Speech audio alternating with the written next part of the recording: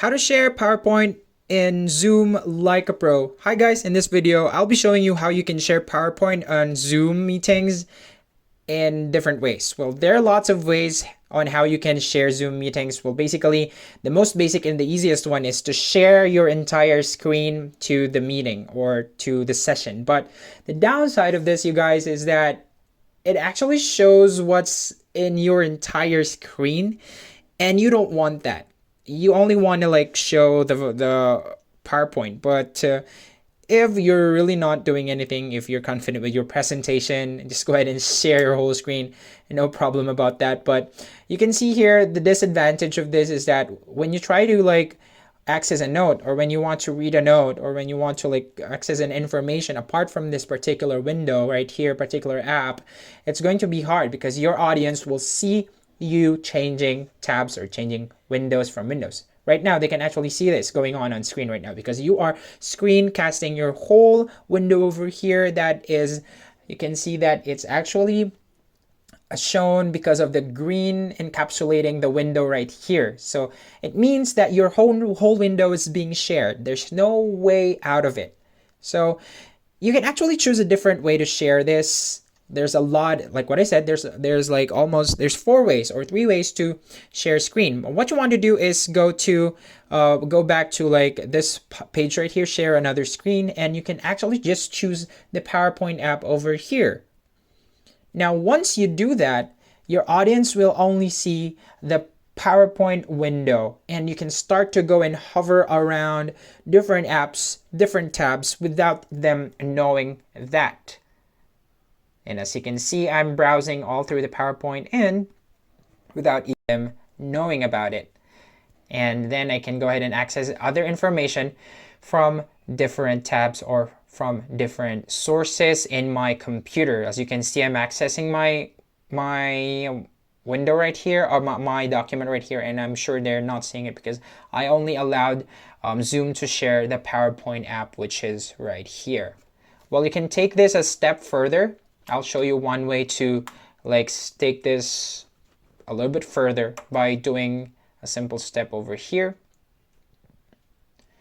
Okay. Once again, let's try to look back. You can share screen without them seeing the other parts of your screen by choosing only the app that you want to share. So basically, we're talking about PowerPoint right now, and we chose only the PowerPoint app to be shown on screen.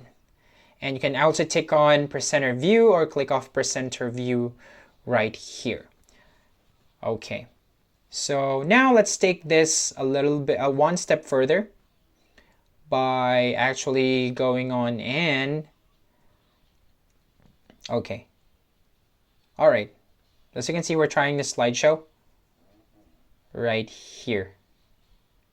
And of course, basic stuff for PowerPoint, you know how it works right here. And now we're doing the particular presentation without them seeing the things that we want, the things that we are trying to access on screen. All right.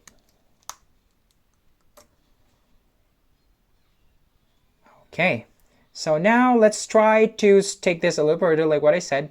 What you want to do is go to the slideshow and setup show. You want it to be under that setting, browsed by an individual window. So when you try to close this particular window, you can now see that the PowerPoint is only being presented on Zoom. So it's encapsulated by a green box. So that means this is the only window that your audience can see. As you can see here, you can now access all stuff that is happening in your computer. You can access different information from different sources while you are actually presenting, or when you want to do something other than this. If you're actually doing something while presenting, this is really useful as well, because it just lets you control this window while you're doing other stuff, while it's just a minimal window right here on the corner there. So now you can actually move this around and then it still gets presented, it still gets shared. So really no problem with that at all. And there's also a cool feature. So you want to go to the advanced part, So this is where the fun comes in when it comes to like the new stuff that Zoom has. You can see here the PowerPoint as virtual background right here. So there are also other stuff, but you want to choose that. And once you choose that, of course, it will show this message, a pop-up saying you need to install a plugin. You'll see later on that this particular feature allows you to actually be in front of your presentation. Once you turn on your camera, you'll be able to see yourself in front of the presentation, and this allows your audience to actually focus more or to get their attention. This allows you to get your audience attention without trying so hard to like go ahead and share screen from time to time, and then maybe they turn your camera off or whatever, or they actually minimized you. So this one lets you grab your listeners or your audience's attention.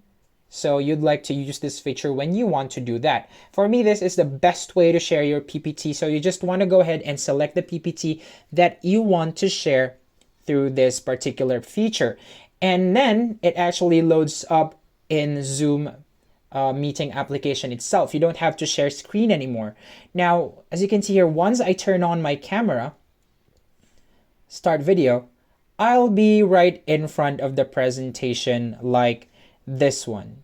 So you can see yourself here. You can actually place your face at any play or at any point you want, at any place you want over the screen. But one way to do this is to make sure that you know your presentation really well, so that you'll know where to place your face, because for some audiences it might get a little overwhelming for when you are like moving constantly from one place to another, just so you don't block a certain thing or a certain thing in the presentation.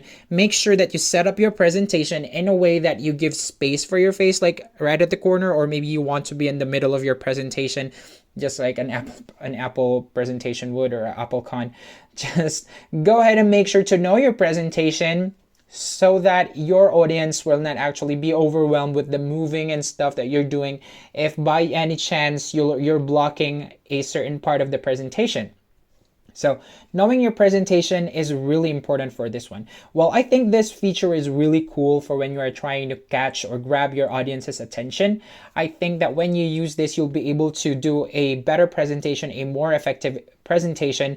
So definitely go ahead and try this one, you guys. It's a new feature. It's a beta feature by Zoom, but it works really fine now, given the fact that it's still on beta mode. I think it's still working pretty fine. So let me know, guys, if you have done all these methods and which one do you think is the best. You can all let me know what you think down in the comments below. And that's it for this video. See you again